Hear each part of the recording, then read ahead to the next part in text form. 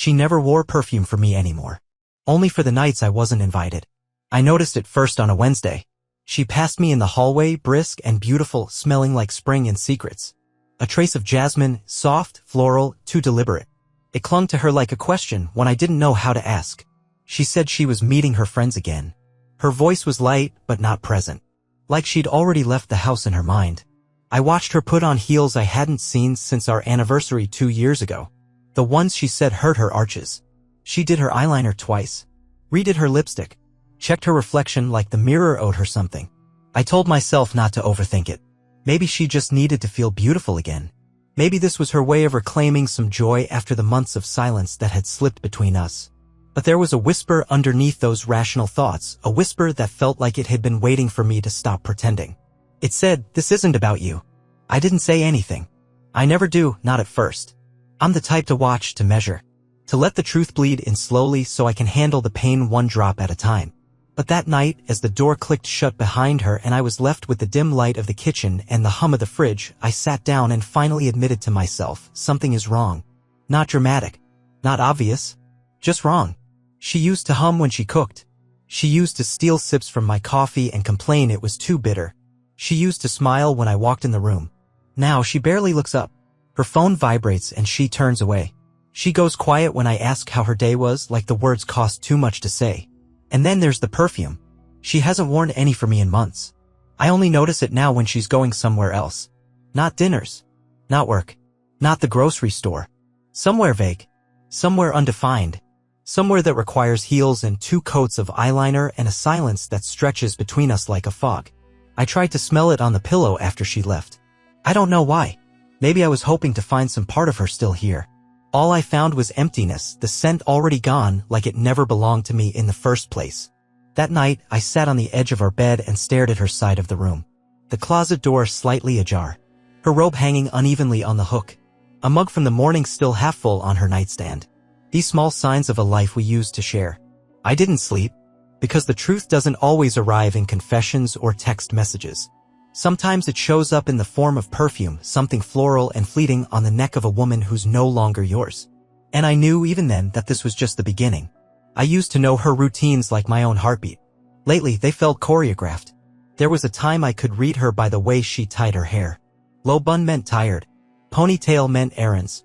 Hair down with a center part that meant she was in a good mood, usually baking something sweet, humming to herself. That was before. Before the silences, the sideways glances, the shift in rhythm I couldn't name. Lately, her patterns felt rehearsed. Like she was hitting marks in a play I hadn't been cast in. I tried not to let it get to me. People change, right? They go through phases. They pick up new habits, shed old ones. I told myself all the usual things. That she was growing. That she needed space. That this was just life, nudging us out of sync. But the changes only came at night. She stopped leaving her lipstick in the bathroom drawer. I found it in her glove compartment once, nestled beside a tiny bottle of perfume and a crumpled receipt from a bar I didn't recognize.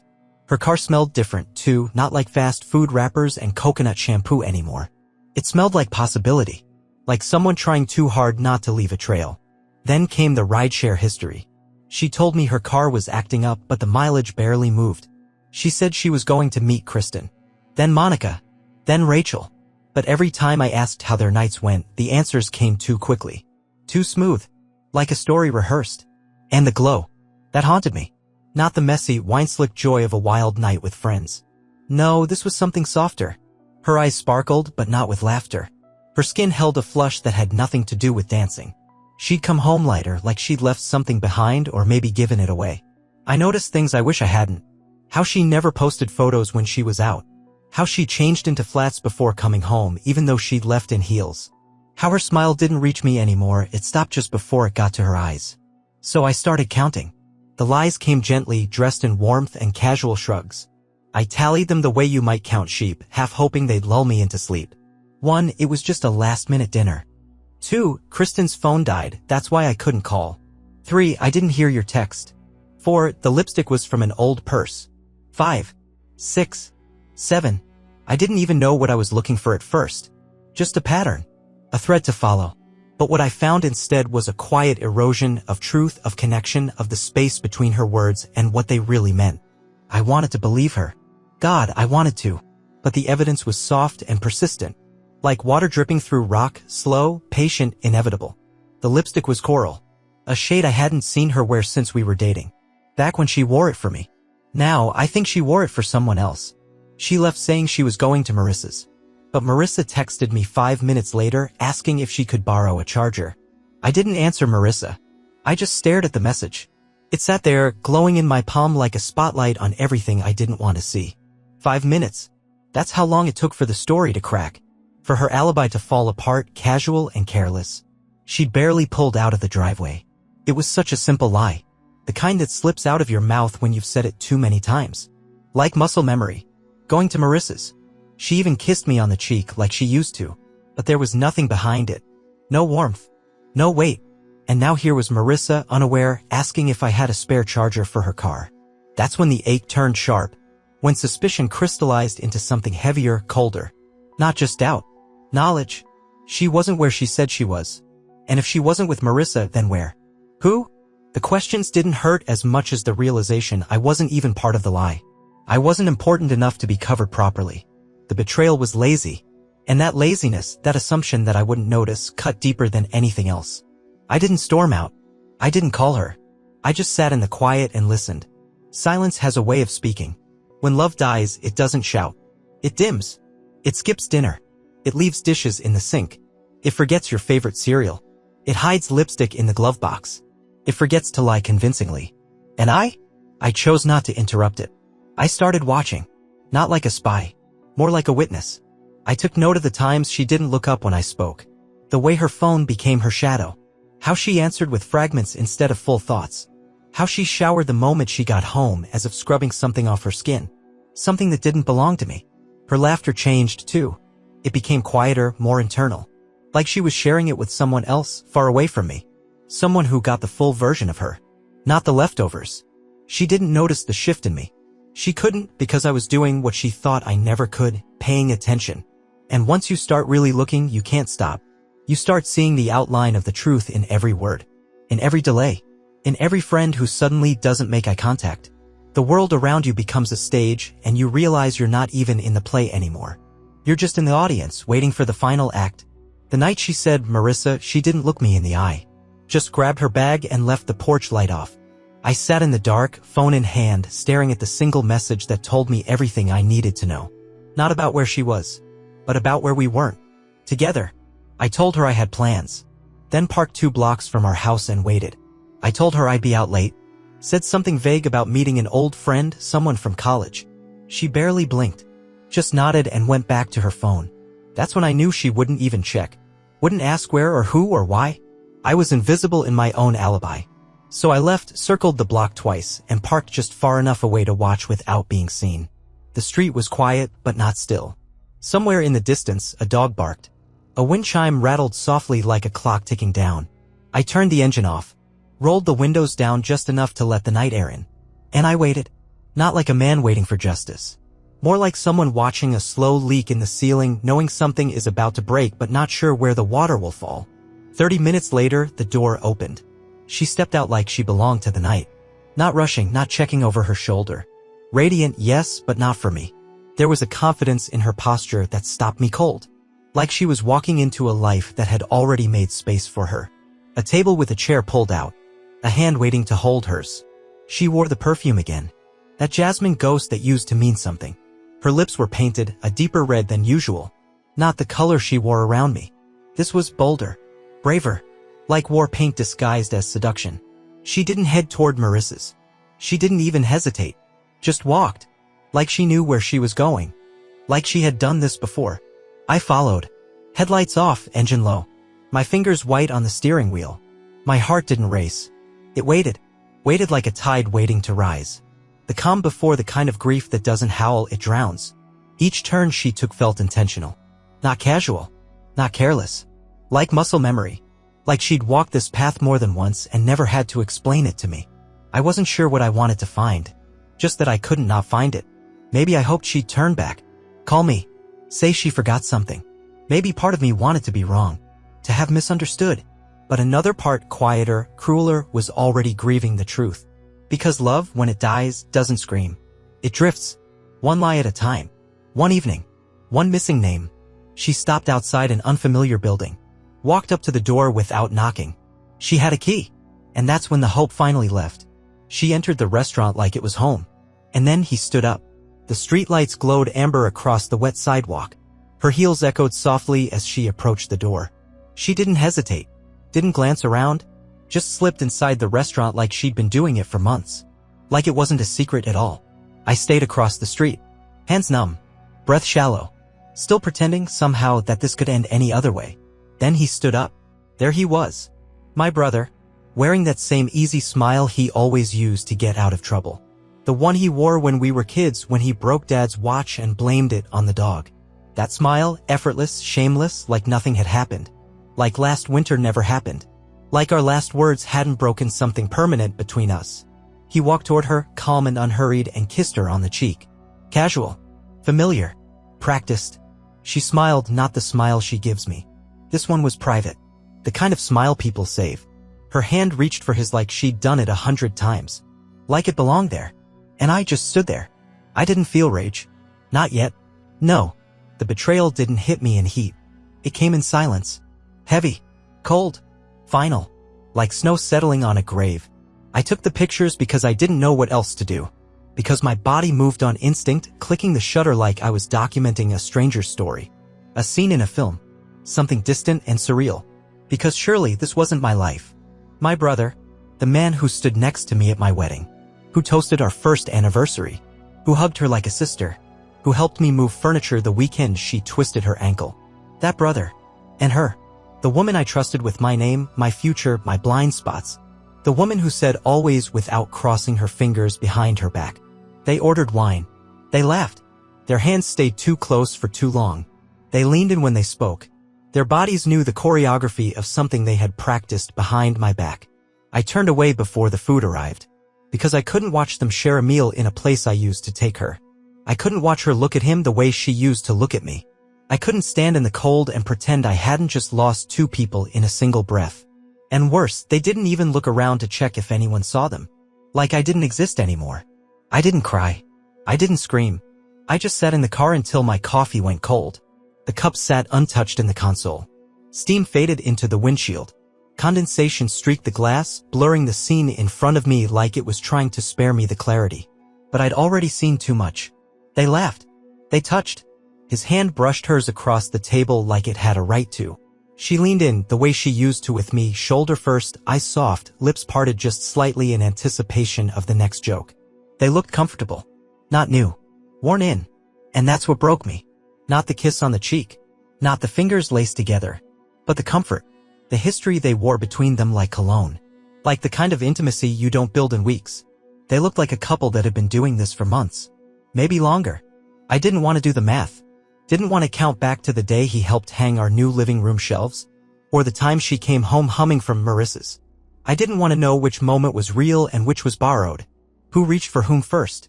Who gave in? Who wanted it more? Because either way, I was left outside. I thought about our childhood. The bloody knees and broken bikes. The way I used to defend him at school when he mouthed off to the wrong people. The time he lied to Mom for me when I snuck out with a girl I swore I loved. All those years we stood side by side. And her. Her quiet warmth during flu seasons. Her patience when I couldn't sleep. Her hand brushing mine as we reached for the same dish. Our traditions. Our vows. Her laugh in the dark after midnight reruns. Gone. All of it hollow now. Like watching a home video of a house that burned down. The betrayal wasn't just in what they did. It was in the way they erased me. As if I had never been the husband. The brother. As if my place at the table was always meant to be empty. They didn't flinch. Didn't glance at the door. Didn't act like what they were doing needed to be hidden. And maybe it didn't, not to them. Maybe in their world I was already gone. Just a ghost in the story they now shared. I didn't cry. I didn't scream. I just sat in the car until my coffee went cold. Until the streetlights came on and the windows of the restaurant fogged with warmth I wasn't welcome in. Eventually, I turned the key and drove home.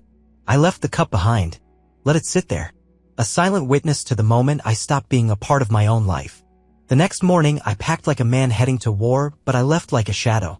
The suitcase didn't fight me. There wasn't much to take. Just the essentials. A few folded shirts. A worn-out hoodie she used to steal when she was cold. I packed it anyway. Out of habit, maybe? Or as proof that I once lived here.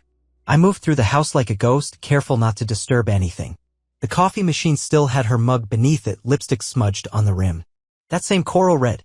A quiet monument to everything I didn't need explained. The bedroom was untouched from the night before. Pillows still indented. Her book face down on the nightstand like she'd be back any minute. I didn't touch it. Let it lie where it fell. Some things should stay unfinished. I didn't leave a note. Just the envelope. Printed photos. No captions. No accusations. Just light and shadow caught in stillness. Her smile beside his. Hands resting too easily on a table meant for two. Evidence without argument. And the keys. Placed gently on the welcome mat. Not tossed. Not flung. Set down like a returned gift. Like a vow unwrapped and quietly handed back.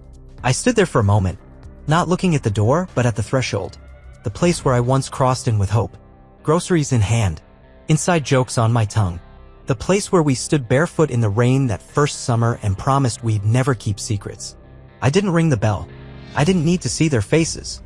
I didn't want to hear explanations, apologies, or the click of surprise in her throat. That chapter had already closed. Not with a bang, but with the slow pull of a zipper and the sound of my own breath in a house that no longer said my name. There was nothing left to salvage. Only space now. Space between then and now. Between who I was and who I'd have to become.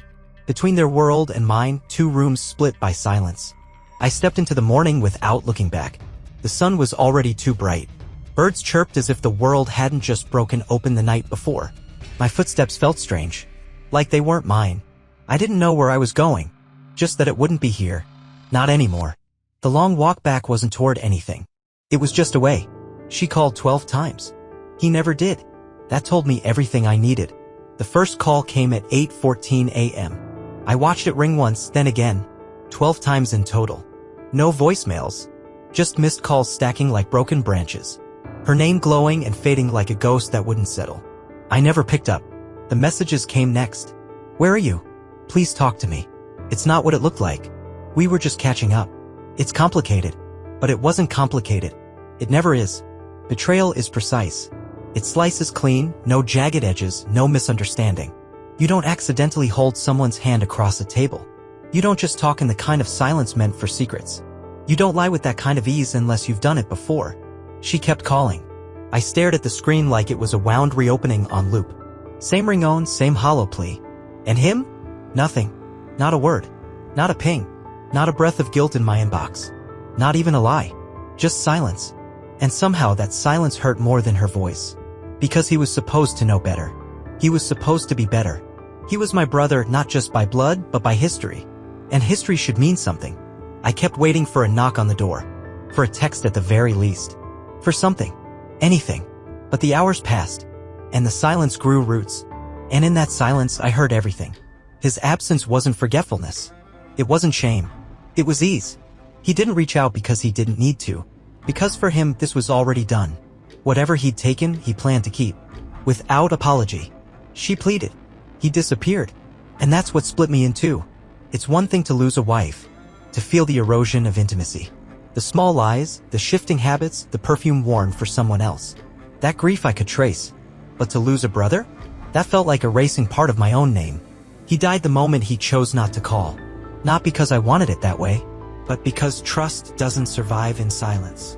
Not this kind. Not after that night. Some brothers die before they're buried. And mine? He died with his hands still on my life. At Thanksgiving, there was one chair missing. Mine. But I don't think they noticed.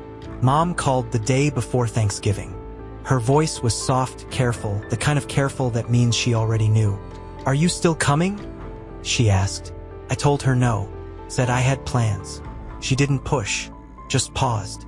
Then filled the silence with something like, well, maybe next year. As if this was just one missed dinner. As if next year still made sense. I hung up, sat in the dark, and imagined the scene I no longer belonged to. The table dressed in gold-trimmed napkins. Candles flickering. Her sweet potatoes. His stupid cranberry jokes. The clink of forks and glasses.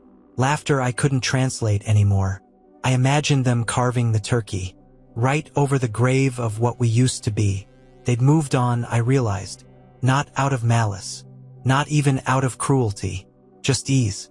Like brushing dust off a tablecloth. Like rewriting the seating chart without blinking. And I was still bleeding over ghosts. Still tracing old fault lines like they mattered. Still standing outside windows, waiting for someone to remember I was once invited in. But the worst part wasn't the loss. It was knowing they didn't feel it. My chair was empty, yes, but not missed. They had filled the silence with new patterns. New rituals. She brought the wine. He carved the bird. Maybe they held hands during grace. Maybe someone even said, "We're thankful for family." And maybe they meant it. I was the only one still staring at the wreckage. Still imagining apologies that would never come. Still reaching for something already gone. But even pain gets tired. Eventually, stops screaming and just sighs. It stops reopening wounds and starts tracing scars. You forget what their voices sounded like before the lies. You forget the details, like how he took his coffee or the way she folded her sweaters. And one day you realize you haven't imagined their faces in weeks. That day hasn't come yet, but I think I'll recognize it when it does. Maybe I'll mark it with a dinner of my own. One chair, one plate, no ghosts, no pretending we were ever a family that lasted. I used to replay it all, the perfume, the restaurant, his face. Now I just let it go. There was a time I couldn't stop replaying it. The scent of her neck as she walked by. The glow of taillights slipping into the night. The red lipstick. The table for two. His hand resting on hers like it had always belonged there. His smile. Her silence. My own breath catching as I watched a life I once called mine slip out from under me. I used to carry it all like a box I refused to set down, turning each moment over in my hands, looking for answers written in the fine print. But there weren't any, and one day I stopped needing there to be. Closure didn't arrive wrapped in apologies. No neat conversation, no text at 2 a.m. saying I was wrong. Came in quieter ways, like forgetting their birthdays, like walking past a restaurant without looking inside, like deleting her number not out of anger, but because I couldn't remember the last time I thought of calling it. I moved cities, not to escape, just to breathe. New streets, new weather, a rhythm that didn't carry the weight of their shadows. No one here knows their names. No one asks why I flinch when someone says, "Brother." The pain still lingers, of course. Some things don't vanish, but it's no longer sharp. It doesn't command the room. It hums in the background, like an old injury that only aches when it rains. I don't check their socials. I don't ask mutual friends. Not because I'm healed, but because I no longer need to be witness to the life they built from the rubble of mine. I gave up trying to rewrite the past. Gave up wishing for a version of the story where they chose differently. Now I choose differently. I choose quiet mornings, coffee that stays warm, a bed that feels like mine. I choose to fill the empty rooms with music instead of memory. To laugh without checking if someone else is watching. To stop bracing for a name I no longer speak. Sometimes survival doesn't look like strength. It just looks like not going back. Not to the house. Not to the pain.